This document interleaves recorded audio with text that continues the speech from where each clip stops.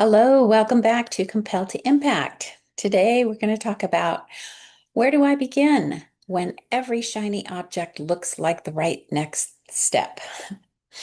If you've been if you've been starting and stopping one thing and then another, or maybe the same thing and feeling like a failure because you think you lack commitment or discipline, well, this video might just be the thing to help you put that feeling in its place and move forward with confidence.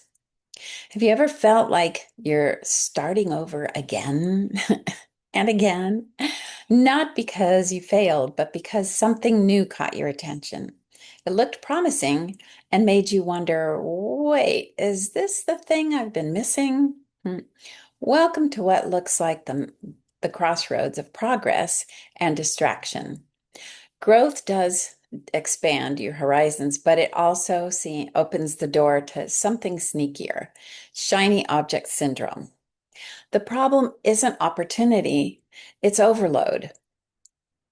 We live in a world where there's always a better strategy, a faster system, a more proven path. And at first, it feels exciting, hopeful even, until suddenly you're juggling ideas, second guessing your direction, and wondering why nothing is really working. You invest time, energy, and sometimes money only to end up feeling like you've collected a pile of almosts. If that's you, you're not off track. You're just overexposed. So, how do you know what's actually right for you? Before you jump into the next thing, try this instead. Pause. Not forever, just long enough to reset. Because clarity doesn't come from consuming more, it comes from creating space. There's a simple reset I come back to often. Step away, even for a walk or a nap would count. Ask for wisdom, not answers, but clarity. When you ask God or whomever is your higher power, prepare to listen and don't discount anything reasonable. Take inventory. What do you already have that you're not fully using? Do you have a few things that you've never finished?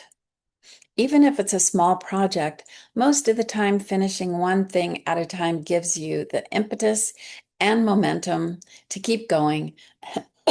Excuse me. Keep focused and determined. Get honest with yourself. Do you need this?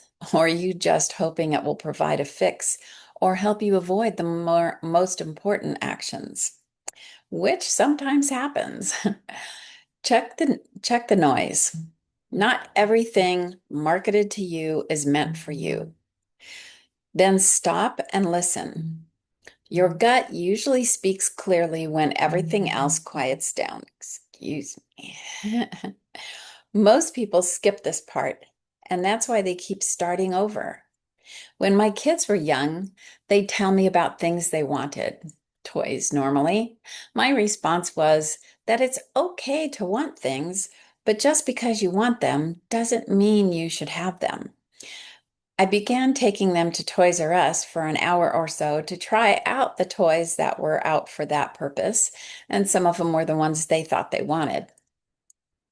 But most of the time, they get bored quickly and find out the things that looked so great and fun on commercials were not really fun at all, or at least not for very long. Let's talk about that gut feeling. You know the one, the quiet nudge. It's the hesitation you can't explain. It's the sense that something is either right or just slightly off. That's not confusion. That's alignment trying to get your attention. Because the truth is, you're not lacking direction. You're overriding it. Before you make a new decision or think you need to change direction, step back and go through a few scenarios in your mind. Is something kind of like fear attached to what you're already doing to keeping you from being focused. I don't know if that made sense. Is some kind of fear attached to what you're already doing, keeping you from being focused? That made a little more sense. Or do you need an activity to buffer the temptation between each action step for the direction you're already going in? You already know. You know the answer. You only need to take some time in between and pay attention to what your body, heart, and mind are really telling you. And make sure it's not fear keeping you in this never-ending loop. So where does faith and alignment actually meet? Where do faith and alignment actually meet? Here's where this gets deeper.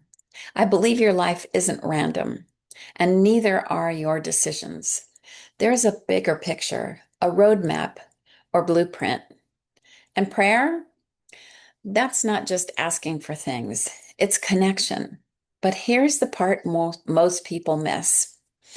Most of the time, people don't just pray for guidance. They try to control the outcome and pray the answer they want.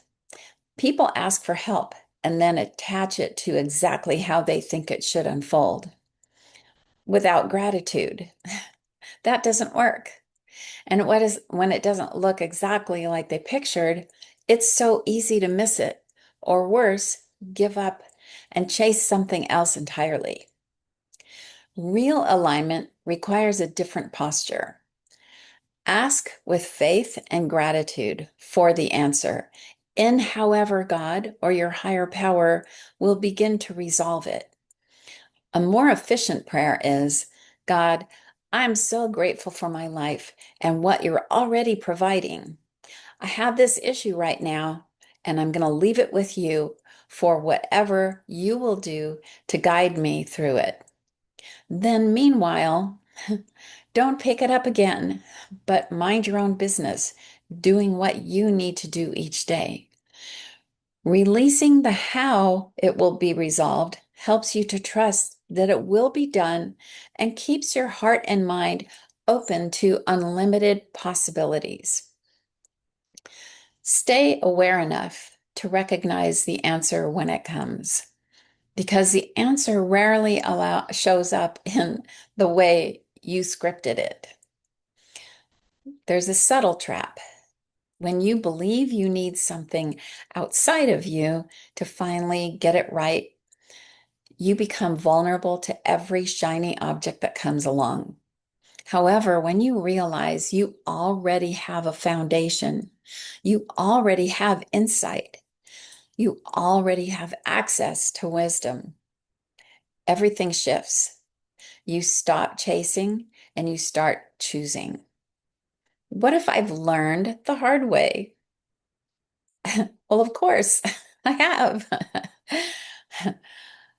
I've been I've been through this cycle more than once, chasing what what looked good, trying what worked for someone else, ultimately collecting strategies that didn't quite fit. And here's what finally stuck. Not everything that shines is meant to lead you, and not every detour is a mistake if you learn from it. Every experience helped me to refine what actually works for me and strengthen my discernment to get clearer on who I am and how I am meant to move forward. This is also a choice. That's the real win. So where do you begin? Not with another program, not with another plan. You begin by coming back to yourself, to what you already know, to what already resonates, to what already feels aligned, even if it's quieter than everything else. Appreciate that next step that isn't out there. It isn't out there somewhere. It's the one you recognize when you finally stop chasing and start listening. If you're tired of starting over, second guessing your direction, or wondering which path is actually right for you, stay tuned. This is exactly the work I guide women through. Together, we cut through the noise, reconnect you to your inner clarity and help you move forward with confidence without chasing every new thing that comes along. You don't need to do that, and you don't need more information. You need alignment. So reach out when you're ready. But for now, I appreciate you listening, and I'm sending love and grace for your journey. Live excellently, give generously, and love lavishly. Until next time, ciao.